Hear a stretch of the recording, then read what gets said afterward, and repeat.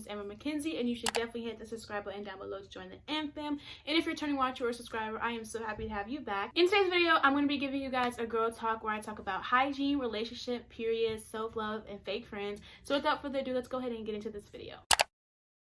So I first want to say that shaving is completely optional. You do not have to shave. If you want to walk around here with hairy armpits or hairy legs, you can because it's your body. I don't always shave because I don't feel like it. I shave when I want to. So wash your feminine area down there, downstairs, with just water or non-scented soaps. Putting soaps or scents up there can cause your pH balance to go down, and you can also get yeast infections and just unnecessary infections that you don't want to deal with. The best thing to do is just wash that area with non-sensitive soap because you don't want to cause any type of infection down there because that is a very sensitive area. Always carry perfume, lotions, gum, or anything like that so that you can stay fresh. And I always carry gum or mint. Also carry around some deodorant in my backpack when I go to school because sometimes I do sweat and I just want to go to the bathroom and like wipe my underpits and then put deodorant on.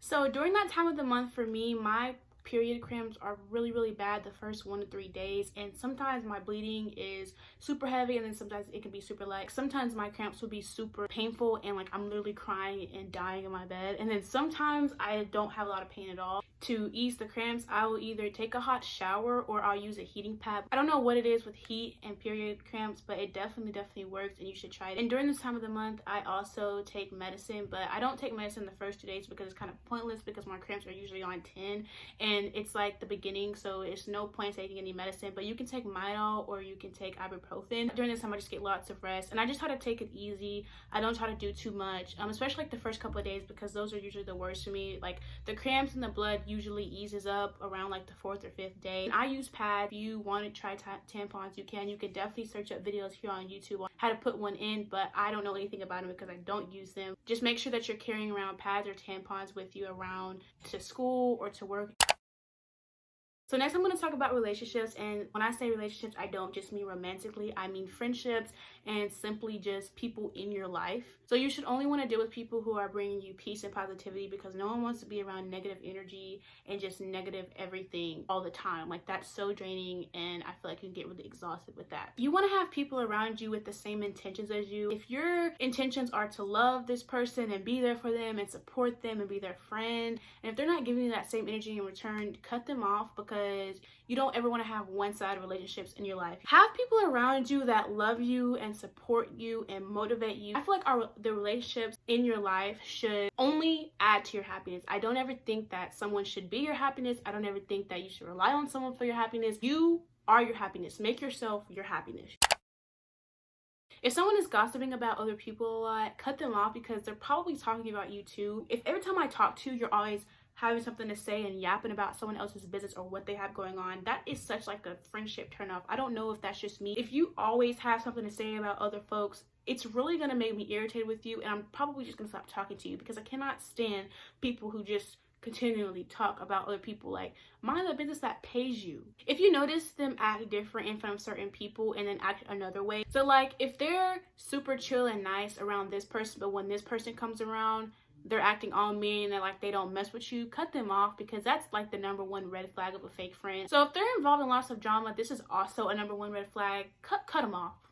Just cut them off. That's just so, it's like so ugly. I don't know, like it's just such a turn off to always be in drama and always running your mouth. Like it's just not cute. Like I just cannot stand people who are always in drama and who are always in fights and just always have something going on. Like chill out, sit down somewhere. If your parents notice your vibes, 9 times out of 10 they're usually right. If you bring a friend around your parents and like, well, I think she's really fake and I don't think she's like a good friend or something like that, I would definitely take that into consideration because parents usually see stuff that we don't. We're usually blinded because we care about them or they're our friend or something like that, and we don't usually see their true colors. But since our parents are outsiders and they don't have any like type of feelings towards them, they can usually sense and see those kinds of things. So I would definitely take that into consideration. So if they always want to know your business, that's also a red flag as well. Like if they're always asking you like what's going on with this and who are you talking to and all that kind of stuff, cut them off because 1, that's an invasion of privacy, and 2, they're probably asking you about that so they can go run and tell somebody, and then now your business is just out there. So fall in love with taking care of yourself first. Fall in love with yourself before falling in love with anybody else. At the end of the day, you're always going to have yourself. You're always going to be there when you're sad, when you're happy, when you're at your highest, when you're at your lowest. You're always there. So it's so important to make sure that you're straight, because at the end of the day, putting yourself first is never selfish. I feel like this is cliche to say, but don't compare yourself because your journey is different. Sometimes I do compare myself a lot, but I have to remember that I'm on my own journey. Don't even beat yourself up if you're still learning this too, because I'm also on like a self-love journey. Like, I am trying to love myself every single day. Yes, it gets hard, but I feel like it'll be worth it in the end. Only let the opinion of you affect you. Therefore, don't care about what anybody else has to say about you, because this is your life and they're just living in it, okay? Period. So this is basically kind of like pigging back off of what I was just talking about a little bit. Like, don't let people's opinion or how they feel about you affect you, because you gotta have you at the end of the day. So be unapologetically you.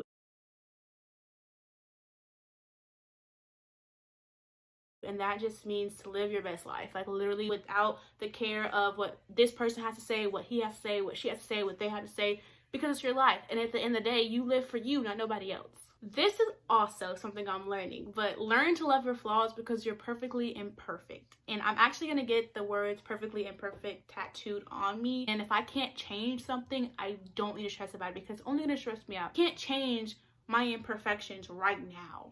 So there's no need to spend energy and time and stressing about that, because I can't change it. A while ago, I would be like, I love myself when I get this, or I'll love myself when I look like this. And it's just like, no, you can't do that. You have to love yourself as you are, or you'll never love yourself. If you have to get this and that to love yourself, then it's not true love. But I am still learning, and we can be on our self-love journey together. Fall in love with becoming the best version of yourself. Let me say it again. Fall in love with becoming the best version of yourself. We want to become the healthiest version of ourselves, mentally, physically, emotionally, all that, spiritually, everything. The goal is just to be better than you were yesterday. Love yourself the way you want to be loved. I feel like in this generation, we're like super dependent on waiting for someone to love us the way we want to be loved. And like, what's stopping you from loving yourself the way you want to be loved? If you want flowers and chocolates, you can do that for yourself, okay? You can literally do it for yourself. You don't need a man. Also, loving yourself will have your standards all the way up there. You won't settle for the bare minimum. You won't settle for the minimum effort. Like, once you learn to love yourself, your standards will be set so high, because anything a man can do for you, you can do for yourself. That is all that I have for you guys today. If you enjoyed this video, make sure you give it a huge thumbs up, subscribe to my channel down below, and I will see you guys in my next video. Bye.